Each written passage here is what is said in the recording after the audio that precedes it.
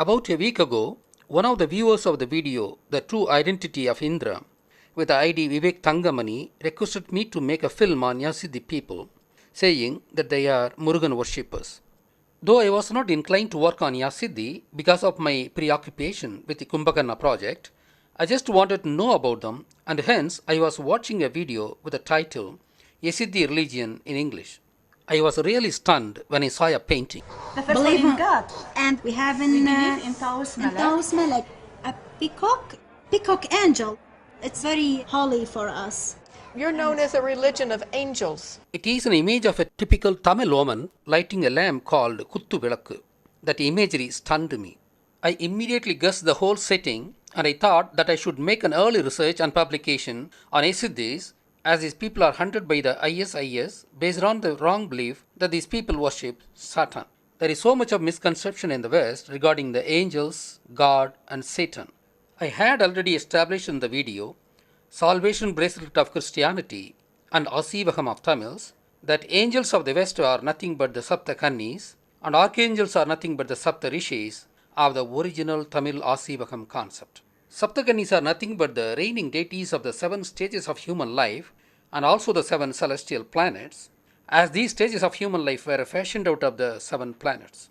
As planets exert influence on humans, some of them exerting positive influence and some others exerting negative influence, these were believed by the West as some angels being benevolent and some other angels being malevolent. Tamils worship all the Saptakanis and pray to them either to bless them with the fortunes or to prevent the harm effect of the negative planets by worshipping their reigning deities. There ends the matter. Hence, there is no fallen angel among Tamils' belief, and hence there is no Satan.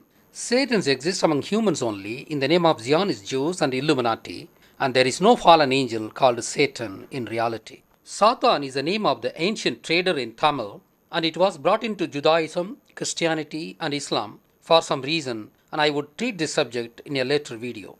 What I want to say finally is that there is a tremendous amount of misconception about angels in the West. The Jews, Christians, and Muslims should study Tamil Asivagam concepts to understand their own concept in the light of its original settings. With this introduction, I shall return to Yazidi matter. Yazidi people, like all the races of the world, were Tamils long ago.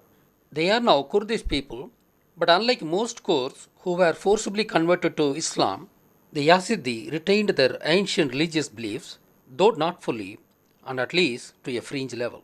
There is so much admixture of Christian and Islamic beliefs in their original customs and belief system that is the source of their travails, which I would explain later. What amazed me was the realization that they retained the fragments of the way of life of the ancient Asivagam tradition of Tamils. You would understand it well when I etymologically analyze the key nomenclature associated with these people. I will start with the very name Yazidi. It is pronounced variedly as Isidi, Yasadan, Yazidi.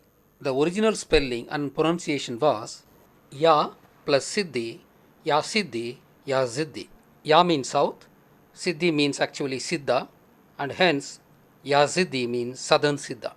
Why should they call themselves southern Siddhis? They remembered their Siddha tradition when they were living in Kumari continent called Lemuria, and as Lemuria was in the south of their present homeland, and hence they called themselves Yazidi, which deformed to Yazidi. The meaning of the word Yazidi is God for them, and the enlightened Siddhas were gods for Tamils. You might have some reservation on the meaning of the word Ya. I would help you understand it better. A section of the Yazidi people live presently in a land which was once called Anatolia and presently called Turkey. In that region, even today, there is a place called Adiyaman.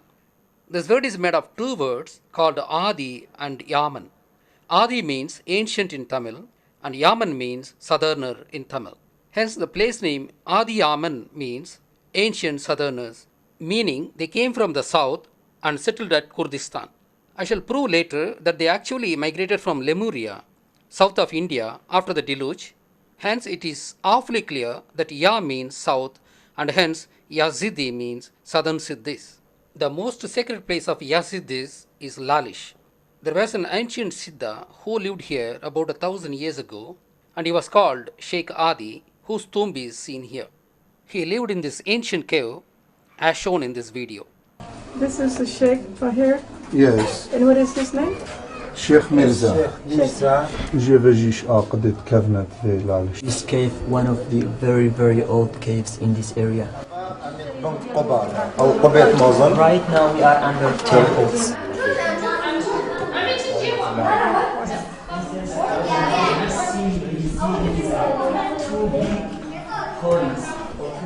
I want to just remind you that Tamil Siddhas also lived in thousands of such caves in Tamil Nadu for tens of thousands of years.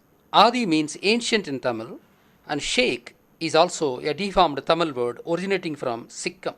Sikkim means head or peak in Tamil. The words Singam, Sigaram, Sikh, Sheikh all evolved from the Tamil word called Sikkim. This man is walking around worshipping a model of the Siddha Nishe. All these prove the remnant of the ancient Siddha tradition that these people originally followed several millennia ago. To underscore the Tamil connection of these people and places, I would also explain the meaning of the name of the region called Anatolia. It is made of two words called Anal and Tol. Anal plus Tol, Anal Tol, Anatoli, Anatolia.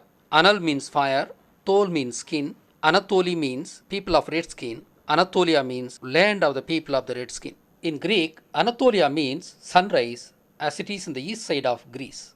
The rising sun is red in color like fire, and Tol means distance, and hence Anatolia in Greek means east, and literally sunrise meaning fire in the distant east. Either way, the word Anatolia is of Tamil origin. However, I feel that Anatolia only means land of the people of the red skin. These people are darker and reddish than the white-skinned Aryans whose habitat is farther in the north. Even though there could have been racial mixing among the contemporary Yazidis, few thousand years ago they would have been identically colored and even more reddish.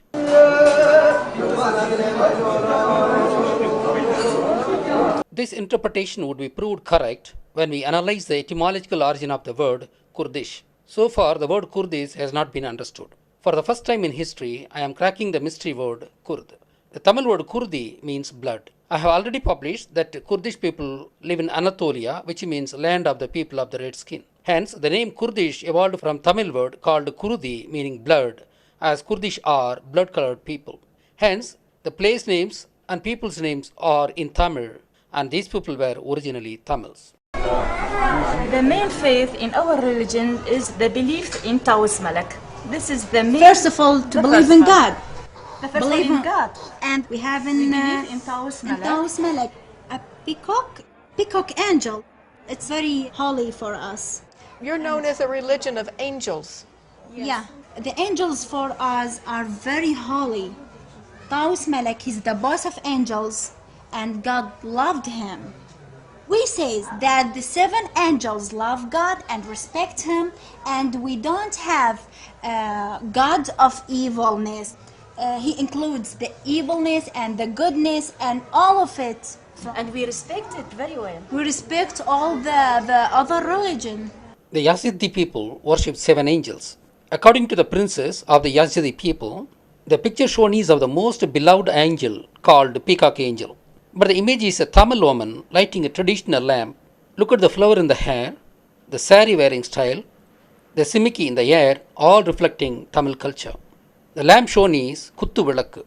Kuttu Vilakku originally belongs to Tamils. The image on the top of such lamps are either peacock or swan or a spear, but swan is most commonly found on these lamps, as is the case with their lamp called Sanjak also. There seems to be confusion among Yazidis regarding the peacock angel. According to the princes, the peacock angel is a she angel, that is, a female angel. Melek Taus is a male god who is the head of all the seven angels. But other sources say that Melek Taus is the seventh angel called the peacock angel and the head of all other six angels. The surprising fact is that they do not have the images of all the seven angels, including even the Melek Taus, their god. They actually seem to be worshipping the swan of the lamp as though it is peacock, the Melek Taus. The word Melek Taus is a deformed Tamil word called Tava Melon. Melon means the higher person, and Tava means an ascetic. Hence, Tava Melon is an enlightened ascetic Siddha. The Melon deformed to Melek or Malik, and Tava deformed to Taus. Hence, Melek Taus is an ascetic Siddha, their god. The Kurdish version of this name is Tawsi Melek, and it also means the same as Tausi deformed from Tavasi, meaning a person practicing Tavam. In Tamil, Murugan was a human Siddha who is being worshipped as God. Murugan is having peacock as his vehicle. Murugan specialized in martial art, and peacock is the symbol of the warfare, as is the case with the fighter cock, the other bird animal associated with Murugan. Sumerians were worshippers of Muruga, and they are known for their fighting prowess, and they settled in Sumeria from Tamil Nadu. Summer means fight in Tamil, and this word deformed to Sumer. There is a lot of archaeological evidence that Murugan worship was practiced in Sumeria. Murugan's other name is Kandan, and Kandahar of Afghanistan is named after Kandan, the Murugan. There is also Murugap River running in that area. Thanks to Mr. Venki, who brought me the info regarding Kandahar. Hence, it is awfully clear that Yazidi people worshipped only Murugan as Melek Taus, who was called Peacock Angel, and Murugan had his peacock too. Just to compare the Yazidis with the Essenes, pronounced as Essenes, who lived at Qumran Hills, that is Murugan Hills, near the Dead Sea in Israel. The Essenes were ascetic Siddhis themselves, who lived in Qumran Hill caves. The Essenes and Yazidis complement each other in proving the facts I present. Another proof is that, like Jews, the Yazidis also worship Star of Murugan, as is shown here.